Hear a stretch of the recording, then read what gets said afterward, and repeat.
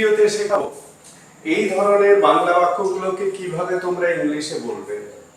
এখানে দেখো বাক্যগুলো, যাওয়া ঠিক নয়, কোনোভাবেই গোপন তথ্য শেয়ার করা ঠিক নয়, কোনোভাবেই দরজা খোলা রাখা উচিত নয়, কোনোভাবেই ছাত্রদের চিটিং করা ঠিক নয়। তো এই বাক্যগুলো প্রতিদিনই বলা হয়। তো এই বাক্যগুলোকে কিভাবে বলবে দেখে নাও। এখানে এই যে কোনোভাবেই, এই শব্দটার উপর কিন্তু একটা জোর দেয়া হয়েছে, কোনোভাবেই, ঠিক আছে। আর এখানে আরেকটা জিনিস, এই যে ঠিক নয়, ঠিক নয় মানে কি? উচিত নয়। ঠিক নয় মানে কি? উচিত নয়, মানে যাওয়া উচিত নয়, শেয়ার করা উচিত নয়, রাখা ঠিক নয়, চিটিং করা উচিত নয়, ঠিক আছে। তাহলে প্রথমে কোনোভাবে এটাকে তোমার ইংলিশে আনতে হবে তোমাদের। তাহলে কোনোভাবে ইংলিশে কি বলবে? On no account, on no account, on no account. এবার দেখো ঠিক নয় বা উচিত নয়, তার জন্য কি শুড, এখানে হেল্পিং ভার্ব হিসাবে শুডটা প্রথমে বসবে, তারপরে সাবজেক্ট, শুড হি গো দেয়ার। এইভাবে কিন্তু ইংলিশটা বলতে হবে। কেন এরকম ভাবে বলবে না, কোনোভাবেই এই শব্দটার উপর জোর দিচ্ছ তোমরা। জোর দেওয়ার প্রশ্নে ইংলিশ বাক্যটা কিন্তু এইভাবেই বলবে, on no account should he go there, ঠিক আছে। তো ওইভাবে আমরা বলছি না, আমরা বলছি on no account should he go there. পরেরটা কোনোভাবেই গোপন তথ্য শেয়ার করা ঠিক নয়, একই রকম ভাবে on no account, on no account, on no account should গোপন তথ্য be confidential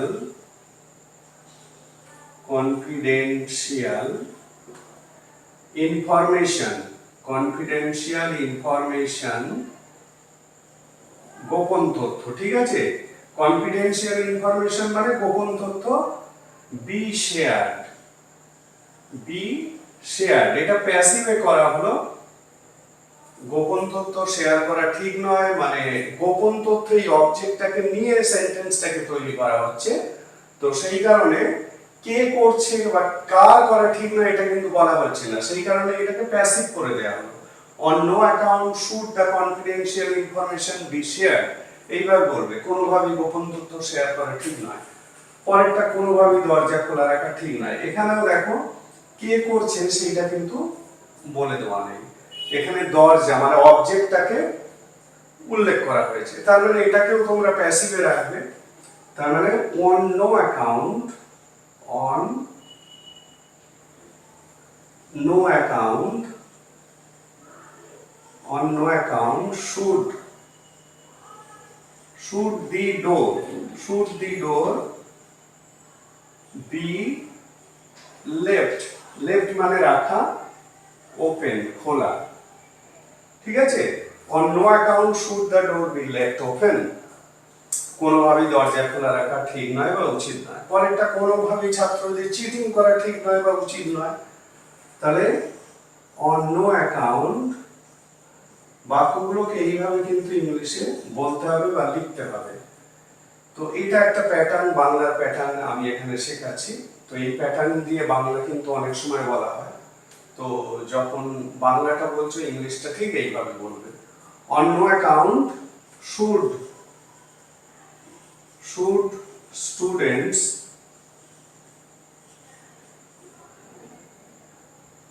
cheat in the exam,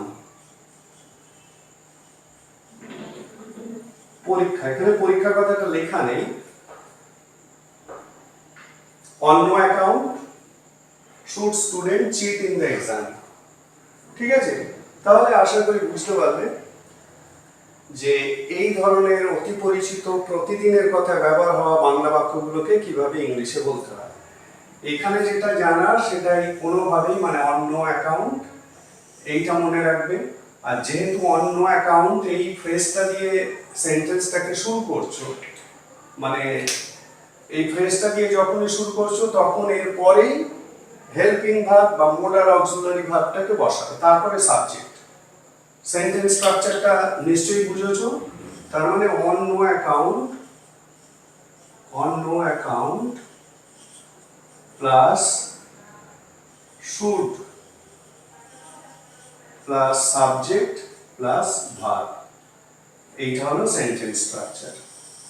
এটা হলো অ্যাক্টিভ সেন্টেন্স স্ট্রাকচার। প্যাসিভ হলে শুড, অবজেক্ট, বি, ভি3। ঠিক আছে, তাহলে এখন থেকে এই ধরনের বাক্যগুলোকে এইভাবে ইংলিশে বলবে।